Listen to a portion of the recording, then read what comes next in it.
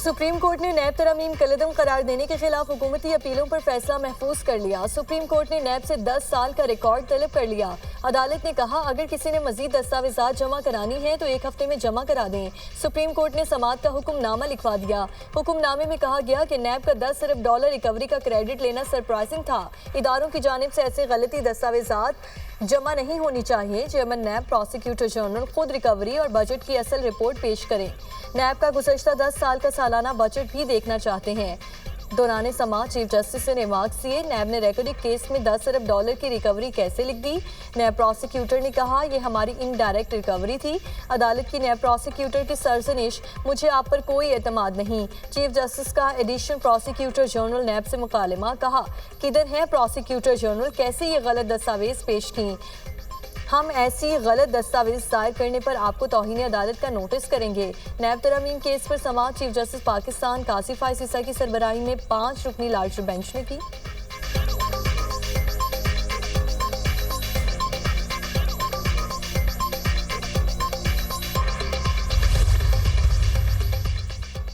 Parliament में बैठकर आपने नैब बिल की मुखालिफत क्यों नहीं की। जस्टिस हसन अजहर का बानी पीटीआई से इस्तफसार। बानी पीटीआई ने कहा नैब हमारे दौर में भी हमारे मातहत नहीं था। आप क्या कहते हैं कि पार्लियामेंट तरमीम कर सकती है या नहीं। जस्टिस जमाल मंदोखेल का बानी पीटीआई से इस्तफसार। बानी पीटीआई ने कहा फॉर्म 47 वाले तरमीम नहीं कर सकते। मैं नैब तरमीम केस में हुकूमती अपील की मुखालिफत करता हूँ। बानी पीटीआई ने साइफर केस का हवाला देना चाहा, जस्टिस कासिफ ईसा ने रोक दिया। जस्टिस जमाल खान मंदोखेल ने कहा आपकी बातें मुझे भी खौफजदा कर रही हैं। हालात इतने खतरनाक हैं तो साथ ही सियासतदानों के साथ बैठकर हल करें। मुल्क को कुछ हुआ तो अदलिया नहीं सियासतदान जिम्मेदार होंगे। जब आग लगी हो तो नहीं देखते कि पाक है नापाक, पहले आप आग तो बुझाएं। चीफ जस्टिस ने रिमार्क्स दिए। हम सियासी बात नहीं करना चाह रहे थे मगर आपको रोक नहीं रहे। डायलॉग से कई चीज़ों का हल निकलता है।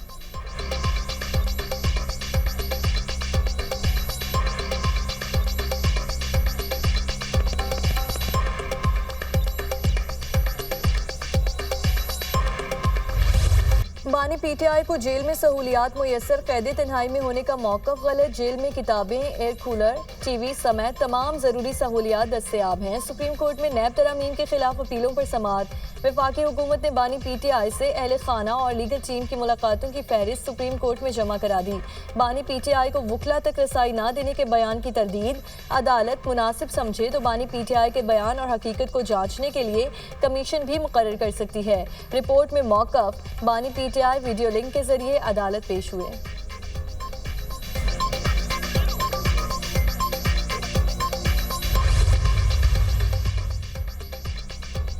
अब जो नैब ऑर्डिनेंस आया है वो बिल्कुल गैर कानूनी है। नैब कानून के तहत रिमांड की मुद्दत 40 रोज़ करने की बिल्कुल सपोर्ट नहीं करता। पहले नैब कानून में रिमांड की मुद्दत 90 दिन थी जिसे हम 14 दिन पर लाए। पीपल्स पार्टी के सेनेटर फारूक एच नाइक की दुनिया कामरान खान के साथ प्रोग्राम में गुफ्तगू, कहा 2 दफ़ा मुल्क का वज़ीर कानून रहा हूँ। हमेशा नैब कानून को ख़त्म करने की कोशिश की लेकिन मैं नाकाम रहा। 2008 से 2013 तक हमारी हुकूमत में नून लीग नैब कानून के खात्मे के लिए नहीं मानी। बानी पीटीआई की हुकूमत आई तो हाथ जोड़ता रहा कि नैब कानून को ख़त्म नहीं करते तो तरमीम कर दें। मैंने वार्निंग दी थी कि नैब कानून में तरमीम करें वरना हमारी क़यादत की तरह आप भी इसका शिकार होंगे।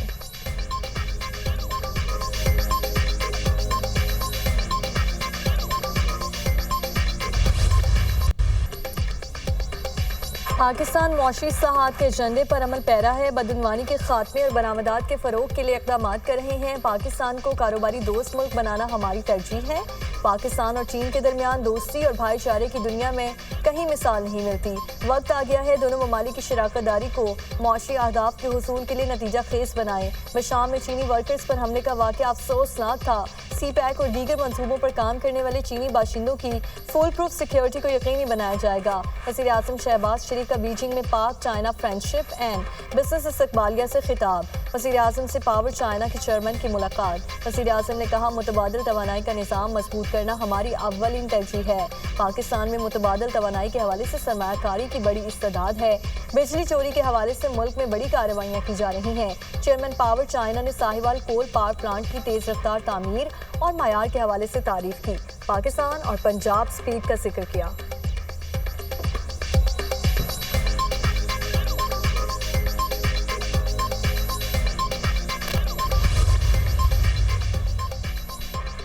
वज़ीर आज़म का दौरे चीन China international development corporation agency के चेयरमैन से शहबाज शरीफ की मुलाकात। CIDCA का पाकिस्तान में मुख्तलिफ शोबों में सरमायाकारी में दिलचस्पी का इजहार। चीन की तरक्की के मॉडल से इस्तेफादा करना चाहते हैं। पाकिस्तान में मुकीम चीनी बाशिंदों की सिक्योरिटी हुकूमत पाकिस्तान की अव्वलीन तरजीह है। ML1 की अपग्रेडेशन में चीनी सरमायाकारी के ख्वाहां हैं। वज़ीर आज़म की गुफ्तगू। वज़ीर आज़म से chairman China import export bank की भी मुलाकात। हुकूमत पाकिस्तान गवर्नेंस की बेहतरी और टैक्स नेट बढ़ाने के लिए इक़दाम कर रही है। कराची सर्कुलर रेलवे की बहाली के लिए चीनी सरमायाकारी के ख्वाहां हैं। वज़ीर आज़म शहबाज शरीफ। वज़ीर आज़म से चाइना नॉर्दर्न इंडस्ट्री कॉरपोरेशन के चेयरमैन की मुलाकात।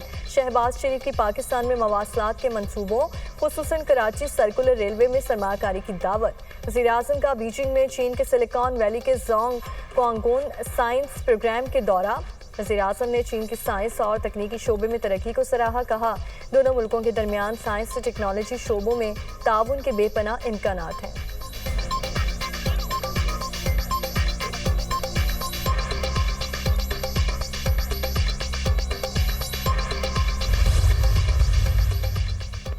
सुप्रीम कोर्ट ने फैसल वावडा तौहीन अदालत केस का हुक्मनामा जारी कर दिया। फैसल वावडा की प्रेस कॉन्फ्रेंस नशर करने वाले टीवी चैनल्स को नोटिस जारी। हुक्मनामे में कहा गया टीवी चैनल्स बताएं क्यों ना इनके खिलाफ तौहीन अदालत की कार्रवाई शुरू की जाए। आइंदा समात पर टीवी चैनल्स फैसल वावडा और मुस्तफ़ा कमाल को हाजिरी यकीनी बनाने की हिदायत। अटॉर्नी जनरल को प्रेस कॉन्फ्रेंस के मतन से तौहीन आमेज मवाद की निशानदही की हिदायत। मुस्तफ़ा कमाल ने अदालत से गैर मशरूत माफ़ी मांगी। वकील के मुताबिक फैसल वावडा ने अपने जवाब में कुछ हक़ाइक़ पेश किए। वकील के मुताबिक वक्त दिया जाए तो फैसल वावडा इजाफी जवाब जमा कराएंगे। वकील हाफिज अरफात को पीठ पीछे गुफ्तगू और तौहीन आमेज गुफ्तगू पर शरई अहकामात पेश करने की हिदायत। अदालत ने मजीद समात 28 जून तक मुलतवी कर दी। कौमी असासे तबाह करने वालों का एहतसाब होना चाहिए। मोटरवे हमने बनाई, दूसरे रोकते रहे। मासी में मोटरवे को तबाह कर दिया गया। सदर नून लीग नवाज शरीफ के इजलास में गुफ्तगू। कहा प्रोजेक्ट्स के रिकॉर्ड कायम किए। दहशतगर्दी और लोड शेडिंग हमने ख़त्म की। अवामी फलाह ज़रूरत के प्रोजेक्ट में ताख़ीर का सबब बनने वाले कवानीन में तरामीम की जाएँ। वज़ीर आला पंजाब मरीम नवाज और नवाज शरीफ की ज़ेर सदारत पंजाब हाउस मरी में खुसूसी इजलास। मरी की कदीमी और तारीखी इमारतों को असल हालत में बहाल करने का उसूली फैसला। मल्टी स्टोरी पार्किंग प्लाजा का नया डिज़ाइन तैयार करने का हुक्म। 1500 से ज़ायद गाड़ियों की गुंजाइश होगी। मरी के दाखिली रास्तों पर कैमरों की तनसीब के लिए 15 दिन की मुद्दत मुकर्रर। वज़ीर आला मरीम नवाज ने कहा तजावुज़ात के खात्मे की मुहिम जारी रहेगी, समझौता नहीं होगा।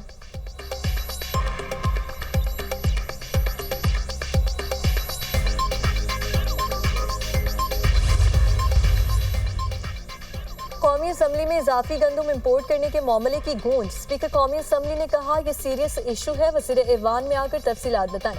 वज़ीर कानून आसिम नज़ीर तारड़ ने कहा वज़ीर इस वक्त चीन के दौरे पर है। मैं खुद समझता हूँ ये संजीदा मसला है। हमें अंदाज़ा है हमने आगे क्या करना है। बजट में ज़राअत के हवाले से इक़दाम नजर आएंगे। ज़राअत के हवाले से हम गाफिल नहीं रह सकते। गंदम इम्पोर्ट के बारे में वज़ीर आज़म ने स्पेशल कमेटी बनाई। स्पेशल कमेटी की रिपोर्ट के मुताबिक एक्शन हो रहे हैं। सुन्नी इत्तेहाद कौंसिल का गंदम दरामद की तहकीकात के लिए जुडिशल कमीशन बनाने का मुतालबा। असद कैसर ने कहा कि गंदम इम्पोर्ट के मामले पर जुडिशल इंक्वायरी क्यों नहीं कराते। जिसने भी डाका डाला उसे सजा देनी चाहिए। हमें अपनी दाढ़ी किसी और के हाथ नहीं देनी चाहिए। आज़म नज़ीर तारड़ का जुडिशल इंक्वायरी से मुतालिक सवाल का जवाब। कहा अगर स्पीकर मुनासिब समझें तो पार्लिमानी कमेटी बना दें। वज़ीर टाई लगाकर ऐवान में आता है। सनाउल्लाह मस्ती खेल की आज़म नज़ीर तारड़ का नाम लिए बगैर तनकीद।